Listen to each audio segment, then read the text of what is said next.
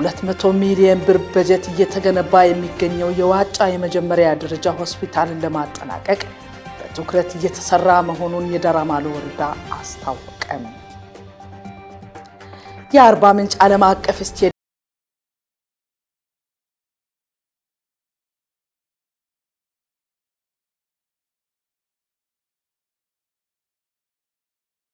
ሆናቸውን ገለጹ።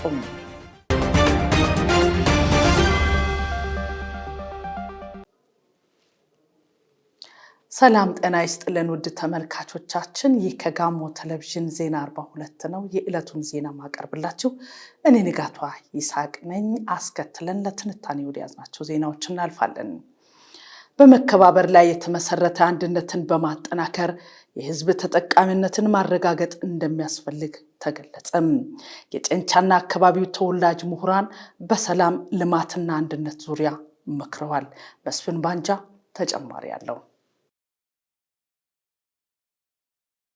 የጨንቻና አካባቢ ተወላጅ ምሁራንና ደጋፊዎች በሰላም ልማትና አንድነት ዙሪያ በጨንቻ ከተማ የምክክር መድረክ አካሂደዋል። በመከባበር ላይ የተመሰረተ አንድነትን በማጠናከር የህዝብ ተጠቃሚነትን ማረጋገጥ እንደሚያስፈልግ የጋሞ ዞን ምክትል አስተዳዳሪና የፓብሊክ ሰርቪስና ሰው ሀብት ልማት መምሪያ ኃላፊ አቶ መኮንን ቶንቼ ገልጸዋል። የማህበረሰቡን ኢኮኖሚያዊና ማህበራዊ ተጠቃሚነትን ለማረጋገጥ በትኩረት እየተሰራ መሆኑን የገለጹት አቶ መኮንን ሁሉም የድርሻውን ከተወጣ በአጠረ ጊዜ ለውጥ ማምጣት እንደሚቻል አስረድተዋል። ውስን ሀብት ነው ያለን። ይሄን ውስን ሀብት ተጠቅመን ያው ዞኑን አማክለን ዞኑ 20 መዋቅር አለው። የዞን ሀብት 20 መዋቅር አማክለን የምንጠቀመው ሀብት ነው። የወረዳ ሀብት አገልግሎቶችን አማክሎ የሚጠቀመው ሀብት ነው። ስለዚህ 20 መዋቅር አማክለን የቅድሚያ የሚሰጡ ነገሮችን ወይም ቅድሚያ የተሰጣቸውን ነገሮች እየሰራን የህዝባችንን ጥያቄ እንደምንመልስ ቢወሰድና የኢኮኖሚ ዘርፍ ጉዳዮች ጋር ተያይዞ ያለው ነገር የማህበራዊ ዘርፍ ጉዳይ ጋር ተያይዞ ያለው ጉዳይ ትኩረት ሰጥተን እየሰራን ነው። በአንድነት የማይታለፍ ፈተና የለም ያሉት አቶ መኮንን የጨንቻና አካባቢው ተወላጅ ምሁራን የህዝቡን እድገት በሚያፋጥኑ ጉዳዮች በባለቤትነት መንቀሳቀስ እንዳለባቸው አሳስበዋል። ማህበረሰቡ ያለውን እምቅ ተፈጥሯዊና ባህላዊ እሴቶችን ማስተዋወቅና አጉልቶ ማሳየት እንደሚገባም አቶ መኮንን ጠቁመዋል። ሁሉም የየራሱን ኃላፊነት በአግባቡ መወጣት ከቻለ እኛን የሚተኩ ዜጎች ይወጣሉ። ትናንትና አባቶች ምንም ባልተማሩበት ነው ጨንቻን ከፍ አድርጎ ያሰሩት። ዛሬ እኛ የተማርን አካላት ደግሞ የአባቶቻችን ሳይሆን ከአባቶች አልፈን ማስጠራት አለብን። ለምን እኛ የተማርን ነን ብለን መውሰድ መቻል ስላለብን የማይነጣጠል አንድነት ለመፍጠር የምሁራን ሚና ከፍተኛ መሆኑን የተናገሩት የኢፌዴሪ ህዝብ ተወካዮች ምክር ቤት አባላት እንዳልካቸው አስራት ለዓመታት ሲንከባለሉ የመጡ ጥያቄዎች ከለውጡ ወዲህ መመለሳቸውን ጠቅሰዋል። ያልተጠናቀቁ ፕሮጀክቶችን ለማገባደድ መንግስት ትኩረት ሰጥቶ የሚሰራ መሆኑን አክለው ገልጸዋል። ጨንቻ ዙሪያን ቆርቆታን ለማልማት ምን እንስራ ብሎ የሚመክር ጠንከር ያሉ ስራዎች ሲኖሩ በጋራ ተረባርበን ሁሉም ቤታችን ነው ያለው 50 ቀበሌ የዛሬው መዋቅሩ ያለው አጠቃላይ ቀበሌ እያንዳንዱ ቤታችን። የደቡብ ኢትዮጵያ ክልል ምክትል ርዕሰ መስተዳድር ጽሕፈት ቤት ኃላፊ አቶ ማሄ ቦዳ ያስተሳሰብ ልዩነቶችን በሐሳብ የበላይነት ለማሸነፍ ከልብ የመነጨ አንድነትን ማጠናከር እንደሚያስፈልግ አስገንዝበዋል። ባለንበት በሁሉም ቢሮ ያለው የክልል አመራር፣ የዞን አመራር ለህዝቡ የሚሆን ጉዳይ ላይ እዛ ተደብቆ ምንም ነገር እንዳይሰራ ብንከታተል የህዝብ ተጠቃሚ ይሆናል። ይበልጥ ለአካባቢ አንድነትን ልማትን እጅግ በጣም ነው የሚጠቅመው። አንድነት ካስፈለገ ከልብ ነው መሆን ያለበት። የዘመነ የግብርና ጤናና ትምህርት ስርዓቶችን መዘርጋት፣ ማህበራዊ ሚዲያን ለበጎ ዓላማ መጠቀም፣ ያሉንን ጸጋዎችን በአግባቡ መጠቀም፣ ለወጣቱ የሥራ ዕድል መፍጠር፣ የሸማ ውጤቶች ማዕከል ግንባታ፣ የጨንቻ አንደኛ ደረጃ ሆስፒታልን ደረጃ ማሳደግ በመድረኩ ከተነሱ አስተያየቶች ይጠቀሳሉ። መድረኩ ላይ የሚነሱ ጉዳዮች ከልማት አኳያ፣ ከፖለቲካ ተሳትፎ አኳያ፣ ከመልካም አስተዳደር ጥያቄዎች አኳያ የጋራ አድርገን በጋራ ተግባብተን በጋራ እቺን አካባቢ እናልማ። በጋራ እቺን አካባቢ በማልማት ሂደት ውስጥ ተጠቃሚዎች ሁላችንም ነን። ሁሉም ሰው ተጠቃሚ የሚሆንበትን እድል እንፈጥራለን። ስለዚህ በዚህ ማዕቀፍ እንነጋገር፣ በዚህ ማዕቀፍ እንግባባ የሚል ሐሳብ ነው ሲንሸራሸር የነበረው። የጨንቻ አካባቢ የልማት የመልካም አስተዳደርና የፖለቲካ ስራዎቻችን በጤናማ መሰረት ላይ እንዲኖሩ ቀጥሎ በሚኖሩ ሁሉም አግባቦች ላይ የአካባቢ ልማት የጋራ ኢሹ ነው። የአካባቢ ሰላም የጋራ ኢሹ ነው። ስለዚህ ይሄን የጋራ የሆነ መሰረት በጋራ እንደዚህ በመመካከር መግባባት ስትችል ነው መሰረት የምትጥለውና ለዚህ የጋራ መግባባት ለመፍጠርና ሰላምና ልማትን ለማረጋገጥ የሚያስችል መግባባት ለመፍጠር የተፈጠረ መድረክ ነው። አንድ መሆን ኃይል ነው። ኃይል ደግሞ ለውጥ ያመጣል። ለውጥ ካመጣን ደግሞ እድገት ይኖራል። ይሄን እድገት ለማምጣት መተባበር የግዴታችን ሆኖ ነው መውሰድ ያለብን ብለን ነው የተስማማነው። ሁላችንም በያለንበት ለአካባቢ ልማት ተግተን ስራዎችን መስራት አለብን። ጨንቻ ወረዳ ጨንቻ ከተማ አስተዳደርንና ቆጎታ ወረዳን በአስተዳዳሪነት ላገለገሉ እውቅና በመስጠት የምክክር መድረኩ ተጠናቋል። በጋሞ ዞን የህዝብ ተጠቃሚነትን ለማረጋገጥ ባለድርሻ አካላት በቅንጅት መስራት እንዳለባቸው ተገለጸ። በዴታ ወረዳ የምሁራን ምክክር መድረክ ተካሂዷል። ለዝርዝሩ ፋሲካ ጸጋዬ። በአንድነትና በመልካም አስተዳደር ጉዳዮች ላይ ከዲታ ወረዳ ከተወጣጡ ማህበረሰብ አባላት፣ አመራሮች፣ የአካባቢ ተወላጅ ምሁራንና ተጽዕኖ ፈጣሪ አካላት ጋር በዛራ ከተማ ህዝባዊ ኮንፈረንስ ተካሂዷል። የህዝብ ተጠቃሚነትን ለማረጋገጥ ሁሉም ባለድርሻ አካላት በቅንጅት መስራት እንዳለባቸው የጋሞ ዞን ምክትል አስተዳዳሪና የፓብሊክ ሰርቪስና የሰው ሀብት ልማት መምሪያ ኃላፊ አቶ መኮንን ቶንቼ ገልጸዋል። የዲታ ህዝብ አንድነትና ባህሉን ጠብቆ ማቆየት የቻለ ህዝብ ነው ያሉት አቶ መኮንን በመተጋገዝ አብሮ በመስራት የህዝቡን የልማት ጥያቄዎችን ለማሟላት መስራት እንደሚያስፈልግም ተናግረዋል። የውስጥ ችግሮችን በጋራ ለመፍታት በመደጋገፍ በቁርጠኝነትና በትጋት መስራት ያስፈልጋል ብለዋል። የትምህርት ጥራቱን ለማሻሻል መንግስት አቅዶ እየሰራ በመሆኑ የመንግስት ፖሊሲዎችን የሚያጠናክሩ ተግባራት ላይ ርብርብ እንደሚያስፈልግ አስገንዝበዋል። ዱቡሻን ጨምሮ ያሉንን ባህላዊ እሴቶችን ለማጠናከርና ለመንከባከብ የዞኑ መንግስት ከምንም ጊዜ በላይ ትኩረት ሰጥቶ እየሰራ መሆኑንም አቶ መኮንን አስረድተዋል።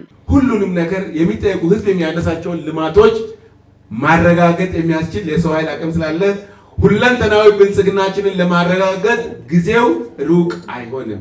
ከኛ የሚጠበቀው ምንድነው? እጅ ለእጅ ተያይዞ እንደ አንድ አንደበት ተናጋሪ እንደ አንድ ልብ መካሪ መሆን ብቻ ነው። ይሄን ካደረግን ብልጽግናችን ሩቅ አይደለም፣ ቅርብ ስለሆነ እናረጋግጣለን። የዲታ ወረዳ ህዝብ ደግሞ ለዚህ ወደ ላይ ማይልስ መሆኑን በእርግጠኝነት ስለማውቅ ታሳካላችሁ የሚል እምነት እንዳለኝ በመግለጽ እጅግ በጣም አመሰግናለሁ። የሃይማኖት አባቶች የሚያደርጉትን የስብዕና ግንባታ ስራዎችን ማጠናከር እንደሚገባና ወግና ባህሉን የሚፈራ ትውልድ ለመፍጠር በትኩረት መስራት እንዳለባቸውም አሳስበዋል። የሃይማኖት አባቶች ዋናው የስነ ምግባር ግንባታ ነው። ስብዕና ላይ ነው እናንተ ስራ የሚሰራው። ከዚያ ውጪ ሌላ አንድም አጀንዳ የላችሁም። እሱ የእናንተ ማዕከላዊ ስራ ነው። በቃ እዛ ውስጥ በወንጌል እናንተ በደንብ ትውልዱን ካነጻችሁ አንዱ አንዱን የሚገድል አይሆንም፣ አንዱ አንዱን የሚወጋ አይሆንም። ወግና ባህልን ሃይማኖትን የሚፈራ ሌላው ላይ ጦር አይሰብክም፣ ጋሻ አይሰብክም፣ ይፈራል። እግዚአብሔርን የሚፈራ ትውልድ ፍጠሩ። የዲታ ወረዳ ዋና አስተዳዳሪ አቶ ደሳለኝ ዶሳ የወረዳውን ህዝብ አንድነት ለማጠናከር በሚደረጉ ጥረቶች ተጨባጭ ለውጦችን ማምጣት መቻሉን ገልጸው ድጋፍ በሚሹ ጉዳዮች ህብረተሰቡ ከመንግስት ጎን መቆም እንዳለበት አሳስበዋል። መመካከር ለአንድነትና ለለውጥ መሰረት ነው ያሉት አቶ ደሳለኝ አካባቢው ያለውን መልካም እሴቶችን መሰረት በማድረግ ችግሮችን በጋራ መፍታት በሚያስችሉ ሁሉ አማራጮችን መጠቀም ያስፈልጋል ብለዋል። የዲታ ወረዳ የመንግስት ዋና ተጠሪ አቶ ሙልጌታ ያሻ በበኩላቸው መደጋገፍና አብሮ መስራት ከተቻለ የጋራ አንድነትን ማጎልበት እንደሚቻል አመላክተዋል። ይህ ስብሰባ በዋናነት የወረዳው አንድነት ለማስጠበቅ ነው። የወረዳው ህዝብ በተግባር በሐሳብ አንድ እንዲሆን ስለተፈለገ ነው። ትልቁ ዓላማው እሱ ነው። በርካታ ስራዎች ተሰርቷል። በርካታ ውጤቶች መጥተዋል።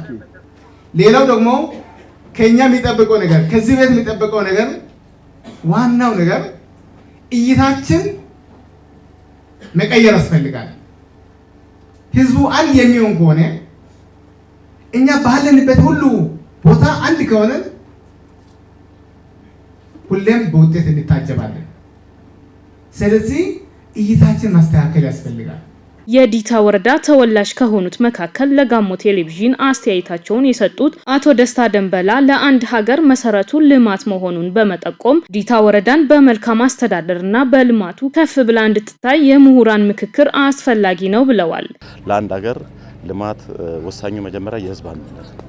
ህዝብ አንድ ከሆነ ልማት አብሮ ሊሰራ ይችላል። ስለ ሰላም መወያየት የሰላም ጉዳይ ደግሞ የህዝቦች አንድነት የአንዱ ጋሞ በእርግጥ ሲፈጠር 42 ደሬዎች ናቸው። 42 ደሬዎች አንድ የጋሞ ህዝብ ነን።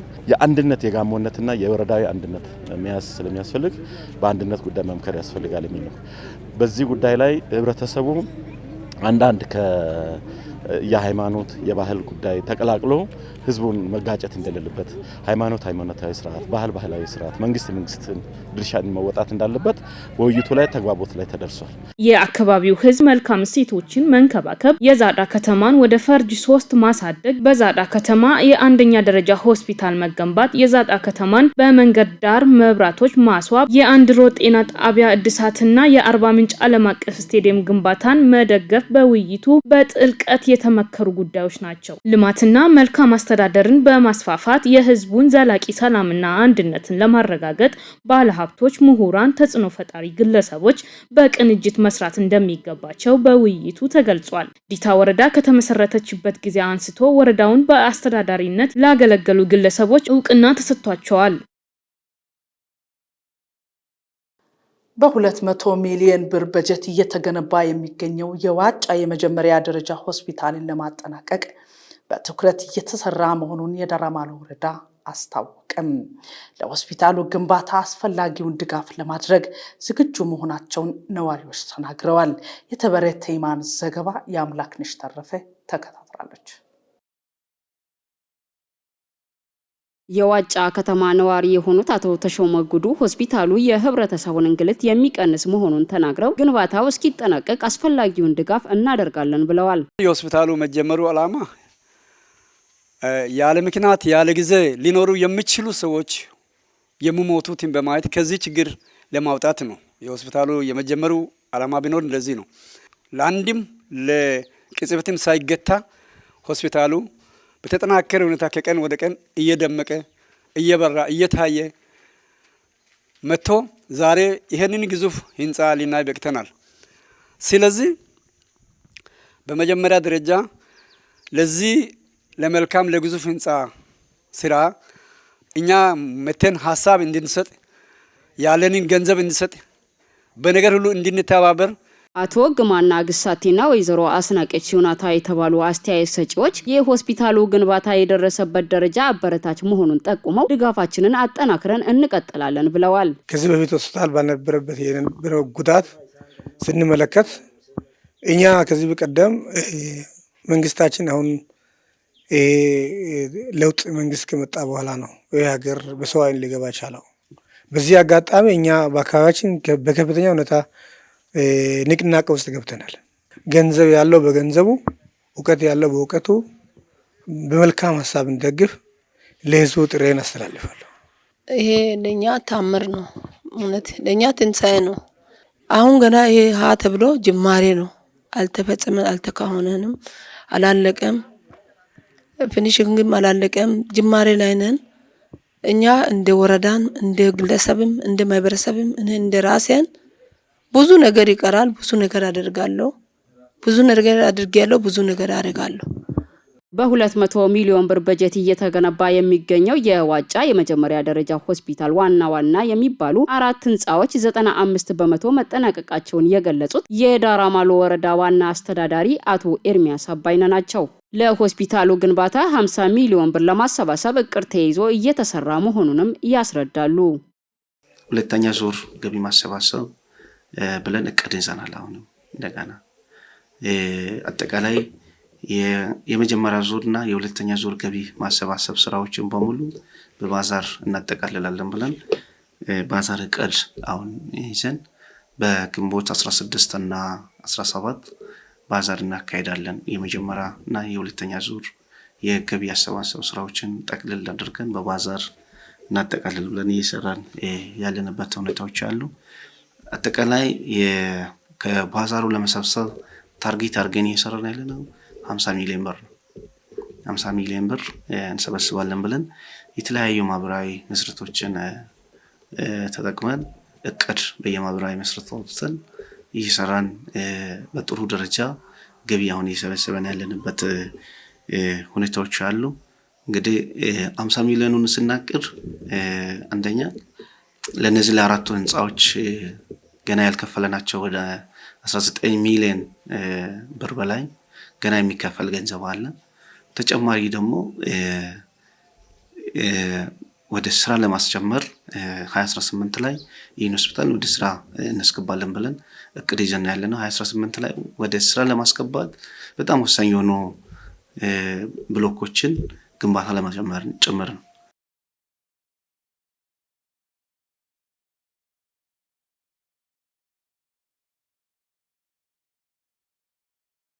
በክልሉ እየጨመረ የመጣውን የትራፊክ አደጋ ለመቀነስ ከባለድርሻ አካላት ጋር በቅንጅት እየሰራ መሆኑን የደቡብ ኢትዮጵያ ክልል ትራንስፖርትና መንገድ ልማት ቢሮ አስታወቀም። ስራክ ሳለ ዝርዝሩን እንደሚከተለው ተከታትሎታል። የደቡብ ኢትዮጵያ ክልል ትራንስፖርትና መንገድ ልማት ቢሮ ምክትል ኃላፊ ዶክተር ብርሃኑ ጌቦ የትራፊክ አደጋ በሀገር ደረጃ ለዜጎች ሞት መንስኤ በመሆን ሁለተኛ ደረጃ ላይ እንደሚገኝ ጠቅሰው ችግሩን ለመቅረፍ ተቀናጅቶ መስራት ወሳኝ ነው ብለዋል። እንደ ክልል ከባለፉት 5 ዓመታት ጋር ሲነጻጸር በዘንድሮ 9 ወራት የትራፊክ አደጋው በከፍተኛ ሁኔታ አሻቅቧል ብለዋል። አደጋውን ለመቀነስ የአሽከርካሪዎች የቴክኒክ ምርመራ ከማድረግ ባሻገር ከ34,000 በላይ ለሚሆኑ ነባር አሽከርካሪዎች የተሃድሶ ስልጠና መሰጠቱንም ዶክተር ብርሃኑ ጌቦ አስረድተዋል። የመንገድ ትራፊክ አደጋ በሀገር ደረጃ ሁለተኛ የሞት መንስኤ የሆነ ነው። ከተላላፊ በሽታዎችም ተላላፊ ካልሆኑ በሽታዎች አጠቃላይ ሞትን ከሚያስከትሉ ኩነቶች አንጻር ኩሙሌቲቭ ሲታይ በሀገር ደረጃ ሁለተኛ የሞት መንስኤ ሆኖ ነው የሚገኘው። ይሄ ትራፊክ በተለይም የመንገድ ትራፊክ አደጋ ባለፉት 5 ዓመታት እየቀነሰ የመጣ ትሬንድ ነው የምናየው። በዚህ ዓመት ግን ቀድሞ የነበረውን ትሬንድ ለቆ ወደ መጨመር እየሄደ ነው። ሀገራዊም የክልላዊም ሲል ይሄን ነው የሚያሳየው። በክልላችን ደግሞ በጣም አስደንጋጭ አስከፊ የሆኑ የመንገድ ትራፊክ አደጋዎችን አስተናግደናል። ይሄን ደግሞ ትሬንድ መቀየር ስላለብን በቢሮ በኩል ጠንከር ያለ ስራዎችን መስራት ጀምረናል። ከጀመርናቸው ስራዎች አንዱ የአሽከርካሪ ማሰልጠኛ ተቋማት ናቸው አሽከርካሪዎችን የሚያፈሩት። የአሽከርካሪ ማሰልጠኛ ተቋማት በስታንዳርድ መሰረት እየሰሩ ስለመሆናቸው ግምገማ ተካሂዷል። ሌላው ነባር አሽከርካሪዎችን ስራ ላይ ያሉ አዳዲስ አሰራሮችን፣ አስተሳሰቦችን ማግኘት ስላለባቸው ለነባር አሽከርካሪዎች የታድሶ ስልጠና በዚህ ዓመት ሰጥተናል። ሁሉም ልዩ ትኩረት ሰጥቶ የመንገድ ትራፊክ ስራዎችን በማሳለጥ ደህንነቱ የተጠበቀ ትራንስፖርት ማገልገል እንድንችል ሁሉም ኃላፊነቱን በብቃት እንዲወጣ ጥሬን ለማስተላለፍ ፈልጋለሁ። በክልሉ ፖሊስ ኮሚሽን የወንጀል ትራፊክ አደጋ መከላከል ዘርፍ ምክትል ኃላፊ ረዳት ኮሚሽነር ተፈራ ስዩም በበኩላቸው በክልሉ የሚገኙ የትራፊክ ፖሊሶች የሚከሰቱ አደጋዎችን መንስኤ በመለየት የግንዛቤ ማስጨበጥ ስራ እየሰሩ እንደሚገኝ ገልጸው ህብረተሰቡም የትራፊክ ህግጋትን በማክበርና በመተባበር በመስኩ ውጤት ለማምጣት የሚደረገውን ጥረት ሊያግዝ ይገባል ብለዋል። የአሰራር ጥሰት በሚፈጽሙ የትራፊክ ፖሊሶች ላይ መረጃን መሰረት በማድረግ አስተማሪ እርምጃ እየተወሰደ እንደሚገኝም ረዳት ኮሚሽነሩ አብራርተዋል። በዋናነት የትራፊክ አደጋ የሚደርሰው ዋናው መንስኤው ያው በስልጠናው ላይ እንደተገለጸው የአሽከርካሪው የህዝብ ማለት የተገልጋዩ ማህበረሰብ እንዝላልነት እንደገና ደግሞ የመንገድ ችግሮች ናቸው። ለእነዚህ ችግሮች መፍትሄው ደግሞ ለህብረተሰቡ ግንዛቤ መፍጠር፣ ለአሽከርካሪ ግንዛቤ መፍጠር በዋናነት ያስፈልጋል። ይሄ ግንዛቤ መፍጠር ደግሞ በእኛ በትራፊክ ፖሊሶቻችን እስከታች ድረስ ማለት ትምህርት ቤት፣ ለህዝብ በተሰበሰበበት በገበያ ቦታዎች፣ በተለያዩ መሰብሰቢያ ቦታዎች ላይ ግንዛቤ መፍጠር ስራዎች እየተሰሩ ነው ያሉት። ይሄንን ስራም እየተሰራ በርግጥ በዘንድሮ ዓመት የተወሰነ የመቀነስ ሁኔታዎች ቢኖሩ በእግረኛ ላይ የሚደርሰው አደጋ ግን ጨምሯል፣ በተወሰነ ደረጃ ጨምሯል። ይሄ ምን ያመለክታል? በእግረኛ ላይ ስራ መስራት እንዳለብን የሚያመለክት ነው። ትራፊክ ፖሊሶቻችን ቀጣይ በእግረኛ በተለይም በተገልጋዩ መንገድ ተጠቃሚው የእግረኛ ማህበረሰባችን ላይ ሲሪየስሊ የግንዛቤ መፍጠር ስራ መስራት እንዳለባቸው ያሳያል። በክልሉ ትራንስፖርትና መንገድ ልማት ቢሮ የመንገድ ትራፊክ ደህንነትና ብቃት ማረጋገጫ ዳይሬክቶሬት ዳይሬክተር አቶ አብርሃም ዳኮ ባለፉት 9 ወራት በክልሉ ከተከሰቱ የትራፊክ አደጋዎች ውስጥ 47.2% የሚሆኑት በባለ 2 እግር ሞተር ሳይክል የደረሱ መሆናቸውን ገልጸው አሽከርካሪዎች ጥንቃቄ ሊያደርጉ እንደሚገባ ጠቁመዋል። ያው የትራፊክ አደጋን የመከላከል ስራ የተወሰነ ተቋማት ስራ አይደለም። እያንዳንዱ ሰው ለአደጋ ተጋላጭ ነው። ተጋላጭነትን ለመቀነስ በሚሰራው ስራ ላይ እያንዳንዱ ሰው የራሱን ድርሻ መወጣት አለበትና ለማህበረሰቡ የሚነግረው አንዱ ነገር ምንድነው? የመንገድ በተሽከርካሪ ላይ ጋር መንገድን በምንጋራበት ወቅት ከፍተኛ ጥንቃቄ ማድረግ እንዳለብን ከዛም በተለፈ በተለይ ከዚህ ከባለ 2 እግር ሞተር ብስክሌቶች ጋር ታይዞ በእኛ ክልል ላይ አሁን በ2017 9 ወራት ላይ 47.9% አደጋ የደረሰው በባለ 2 እግር ሞተር ብስክሌቶች ነው። ይሄ ማለት ምንድነው?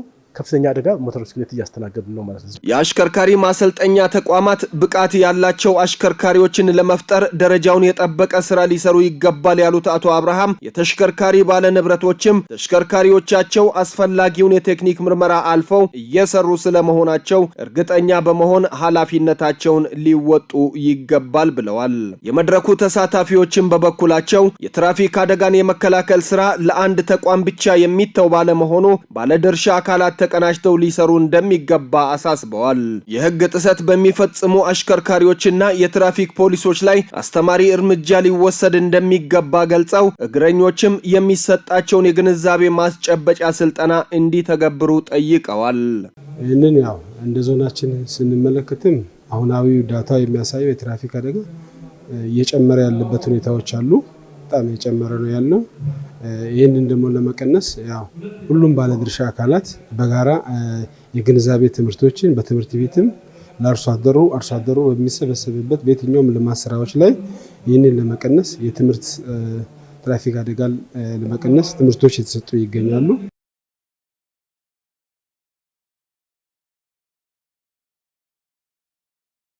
የአርባ ምንጭ ዓለም አቀፍ ስቴዲየም ዘርፈ ብዙ ጥቅም እንዳለው የዘርፉ ምሁራን ተናገሩ። የስቴዲየሙን ግንባታ ለማጠናቀቅ የሁሉም ርብርብ እንደሚጠይቅ ተመላክቷል። ፍሬው አበበ ተጨማሪ ያለው። የጋሞ ዞን በሀገር አቀፍ ደረጃ ባለው ስፖርታዊ አበርክቶ መጠን የዘርፉ መሰረተ ልማት ተጠቃሚ ያለመሆኑን የጋሞ ቴሌቪዥን ከዘርፉ ምሁራን ጋር ባደረጉት ውይይት ተናግረዋል።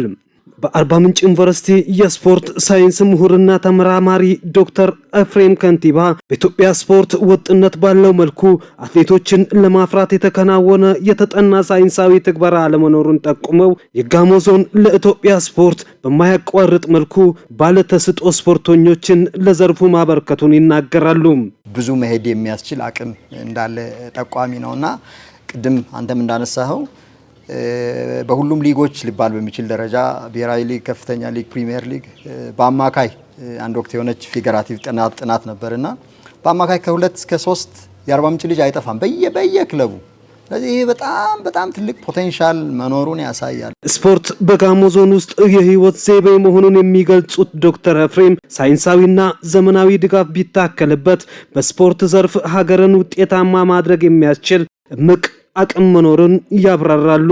እንደ ሀገር የማዘውተሪያ ስፍራዎች ቁጥርም አነስተኛ መሆኑን ነው ዶክተር ኤፍሬም የሚናገሩት።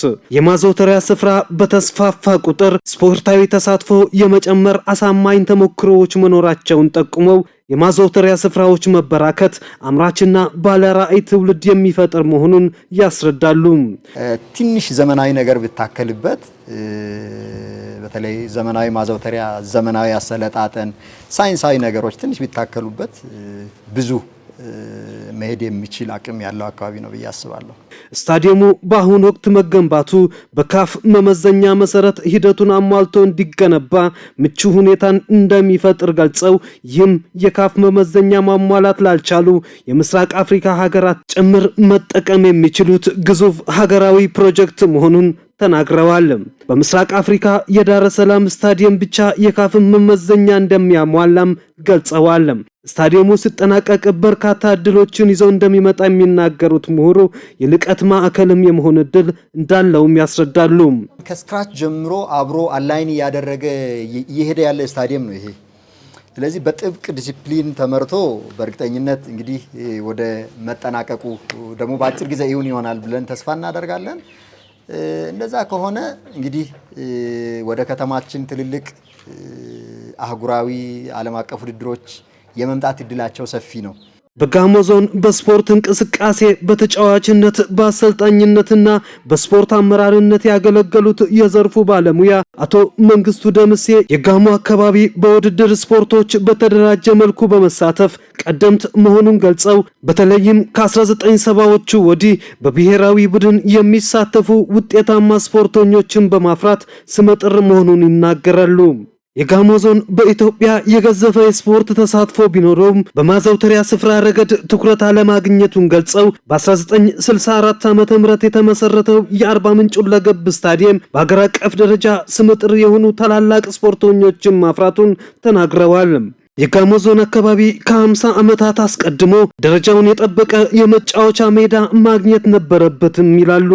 አሁን ያለው ትውልድና አመራር የአርባ ምንጭ ሁለገብ ስታዲየምን አቅደው በተግባር በማዋላቸው የተሰማቸውንም ደስታ አጋርተዋል። በዚሁ ትውልድ በመገንባት ላይ የሚገኘው ለሀገር ጭምር ተስፋ የፈነጠቀ መሆኑን ጠቁመው የጋራ ታሪክ ካላቸው አጎራባች ዞኖች ጋር በመቀናጀት ፕሮጀክቱን ውጤታማ ማድረግ ይገባዋል ብለዋል። እኔ ይህንን አስቦ ወደዚህ አካባቢ ላመጡ አካላት ሁሉ ከፍ ያለ ምስጋና አለኝ።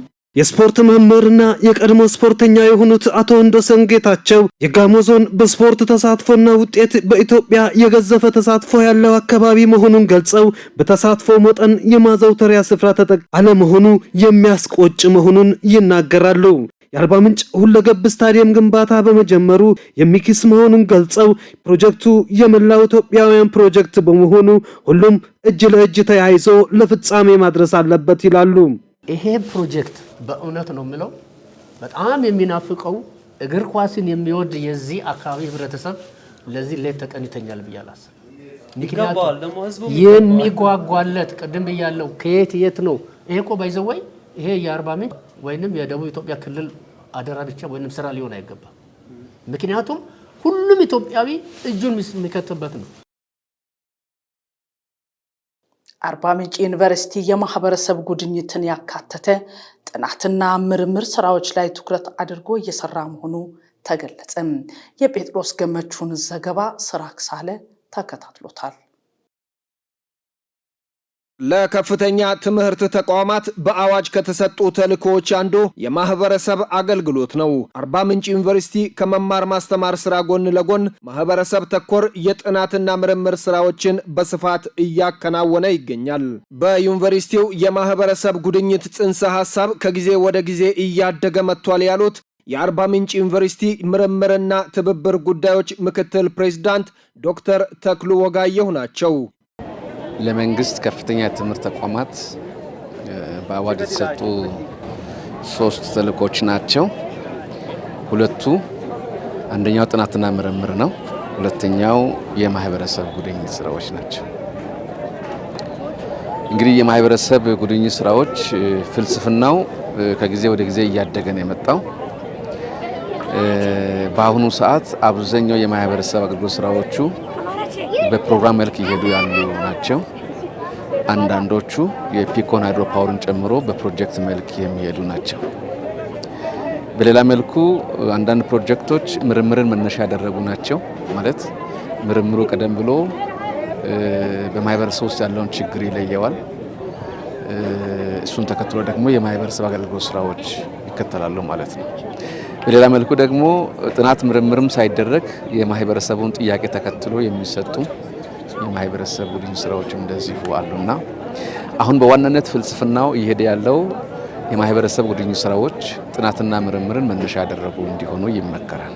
የማህበረሰቡን ችግር ለመፍታት ፕሮጀክቶች ተቀርጸው እየተሰሩ ነው ያሉት ዶክተር ተክሎ በጋሞ ዞን ካምባ ዙሪያ ወረዳ ዲንጋሞ ቀበሌ በማይጽሌ ወንዝ ላይ የተገነባው የፒኮ ሃይድሮ ፓወርን ለአብነት አንስተዋል። ለአብነት ዛሬ ያስመረቅነው የፒኮ ሃይድሮ ፓወር በጋሞ አካባቢ ያለው የውሃ አቅም ምንድነው የሚለው ጥናት ተከትሎ የተሰራ ነው። እንደምታወቀው የዞኑ ጂኦግራፊካል አቀማመጥ በመሃል በኩል ተራራማ የሆነ ወደ ምስራቅና ወደ ምዕራብ በኩል ቆላማ ሜዳማ የሆነ ነው። በመሆኑም ከነዚህ ተራራማ አካባቢዎች የሚፈሱ በርካታ ወንዞች አሉ። ከነዚህ ውስጥ የማይጸሌ ወንዝ ዛሬ ያስመረቅነው አንዱ ነው። እንደ ማይጸሌ አይነት ወንዞች ሌሎች 7 ወንዞች እንዳሉ ጥናቶች ያሳያሉ። ከጥናቶቹ መካከል ይሄኛው እንዴት ቀድሞ መጣ የሚለው ወንዞቹን መለየትና እነሱ ሊሆን እንደሚችሉ መገመት ብቻ ሳይሆን ፊዚቢሊቲው የመሆን ወደ ፕሮጀክት የመቀየር ወደ ፒኮ ሃይድሮ ፓወር የማደግ አቅማቸውም ይገመታልና በዚያ ግምት ይሄኛው የማይጸሌ ወንዝ በዲንጋሞ ቀበሌ የሚገኘው ከጉጌ ተራራ የሚነሳው ቁጥር 1 ላይ ስለመጣ በዚህ ፕሮጀክት ዛሬ ተገኝተናል ማለት ነው። ዶክተር ተክሎ አክለውም ፕሮጀክቱ በአይነቱ የመጀመሪያ እንደሆነና ከአጋር ድርጅቶች ጋር ትብብር የበለጠ የታየበት ነው ብለዋል። ፕሮጀክቱ ትምህርት የሚወሰድበት ጥናትና ምርምር ብሎም የማህበረሰብ ጉድኝትን በውስጡ ያካተተ እንደሆነም አመልክተዋል። እንግዲህ ፕሮጀክቱ በአይነቱ የመጀመሪያ ነው። በአይነቱ የመጀመሪያ መሆኑ ብቻ ሳይሆን አሁን የማህበረሰብ ጉድኝት ስራዎች በመደበኛ ፕሮጀክት በጀትና ገንዘብ ብቻ ሳይሆን ከሌሎች አጋር ተቋማት ጋር በትብብር እንዲሰሩም ይመከራል። እንግዲህ ይሄ ፓይለት ነው። ፓይለት ማለት ትምህርት የምትወስድበት ተማሪዎቻችንም ቢሆኑ መጥተው ከዚህ በክላስ ውስጥ የሚማሩትን ትምህርት በተግባር የሚያገናኙበትም ማዕከል ይሆናል ማለት ነው። ስለዚህ የፒኮ ሃይድሮ ፓወር መማር ማስተማርን፣ ጥናትና ምርምርን፣ የማህበረሰብ ጉድኝትን ሶስቱን ያስተሳሰረ ልዩ ፕሮጀክታችን ነው ማለት ነው።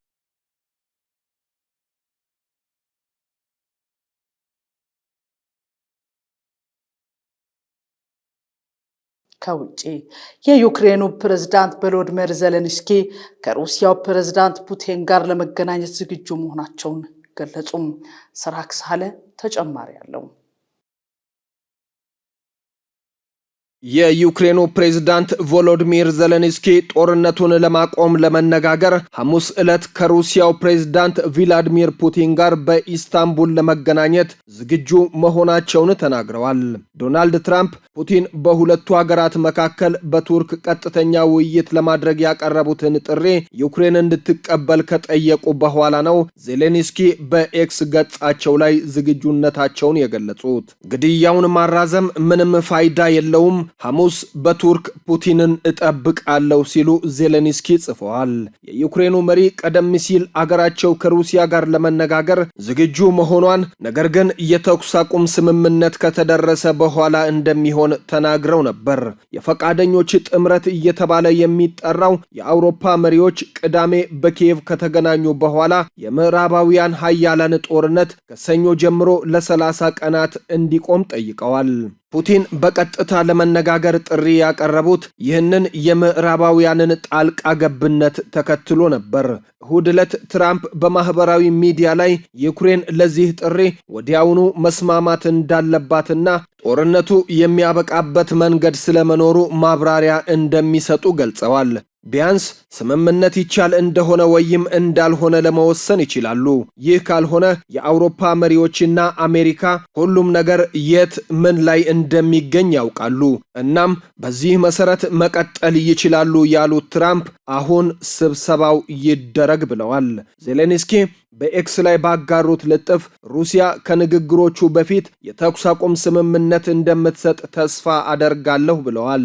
ለዲፕሎማሲው አስፈላጊ መሰረት ለመስጠት ከነገ ጀምሮ ሙሉና ዘላቂ የሆነ የተኩስ አቁም እንጠብቃለን ሲሉ አክለዋል።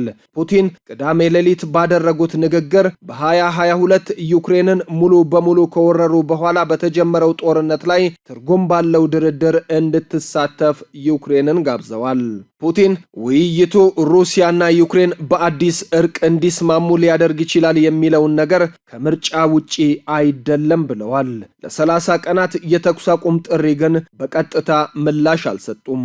የሩሲያው መሪ ይህ የዩክሬን ታጣቂ ኃይሎች አዳዲስ ትጥቅና የሰው ኃይል ካገኙና አዲስ ኮማንድ ፖስቶች ከተቋቋሙ በኋላ ወደ ተጨማሪ ጦርነቶች ሳይሆን የረጅም ጊዜ ዘላቂ ሰላም ለማምጣት የመጀመሪያው እርምጃ ይሆናል ብለዋል። ሞስኮ ቀደም ሲል ሩሲያ የተኩስ አቁም ስምምነት ከማድረጓ በፊት ምዕራባውያን በመጀመሪያ ለዩክሬን የሚሰጡትን ወታደራዊ እርዳታ ማቆም አለባቸው ስትል ተናግራለች። ቅዳሜ ዕለት የዩክሬኑ ፕሬዝዳንት የዩኬውን ጠቅላይ ሚኒስትር ሴር ኬር ስታርመርን፣ የፈረንሳዩን ኢማኑኤል ማክሮንን፣ የጀርመኑን ፍሪድሪክ መርዝንና የፖላንዱን ዶናልድ ተስክን በኪየቭ አስተናግደዋል። በኋላም ከትራምፕ ጋር በእቅዳቸው ላይ ተወያይተዋል። በኋላ ላይ ሴር ኬር ለቢቢሲ እንደተናገሩት የዩኤስ ፕሬዝዳንት ለአፋጣኝ የተኩስ አቁም ያቀረቡት ሐሳብ መሟላት ያለበት ጥያቄ ስለመሆኑ ግልጽ ናቸው ብለዋል። ከዜሌንስኪ ጋር በተደረገው የጋዜጣዊ መግለጫ ላይ ፑቲን ያለምንም ቅድመ ሁኔታ ለ30 ቀናት የሚቆይ የተኩስ አቁም ስምምነት በአየር በባህርና በመሬት ካልተስማሙ አዲስና ግዙፍ ማዕቀቦች በሩሲያ የአየር ኃይልና የባንክ ዘርፎች ላይ እንደሚጣሉ አስጠንቅቀዋል። ሩሲያና ዩክሬን ለመጨረሻ ጊዜ ቀጥተኛ ድርድር ያደረጉት እንደ አውሮፓውያን አቆጣጠር በመጋቢት 2022 ሞስኮ ወረራዋን ከጀመረች በኋላ ኢስታንቡል ውስጥ ነበር። ከ3 ዓመታት በኋላ ሁለቱም ወገኖች በመርህ ደረጃ ድርድሩን ለመቀጠል ተስማምተዋል። ነገር ግን ንግግሮችና ስምምነት በጣም የተለያዩ ነገሮች ናቸው። ሁለቱም ወገኖች እንደ ቀድሞው የተራራቁ ቀይ መስመሮቻቸውን እያቆዩ ይመስላል።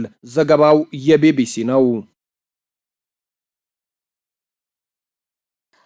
ውድ ተመልካቾቻችን ይህ ከጋሞ ቴሌቪዥን ዜና 42 ነው። የዕለቱን ዜናዎች ከማጠቃለላችን አስቀድመን አርዕስተ ዜናዎችን በድጋሚ በመከባበር ላይ የተመሰረተ አንድነትን በማጠናከር የህዝብ ተጠቃሚነትን ማረጋገጥ እንደሚያስፈልግ ተገለጸ። በ200 ሚሊዮን ብር በጀት እየተገነባ የሚገኘው የዋጫ የመጀመሪያ ደረጃ ሆስፒታልን ለማጠናቀቅ በትኩረት እየተሰራ መሆኑን የደራማሎ ወረዳ አስታወቀ። የአርባ ምንጭ ዓለም አቀፍ ስቴዲየም ዘርፈ ብዙ ጥቅም እንዳለው የዘርፉ ምሁራን ተናገሩ። የዩክሬኑ ፕሬዝዳንት ቮሎዲሚር ዜሌንስኪ ከሩሲያው ፕሬዝዳንት ጋር ለመገናኘት ዝግጁ መሆናቸውን ገለጹ። ለዕለቱ የያዝናቸውን ዜናዎች በዚህ አበቃን። ከቀሪ የጋሞ ቴሌቪዥን ዝግጅቶቻችን ጋር መልካም ቆይታን ተመኘን።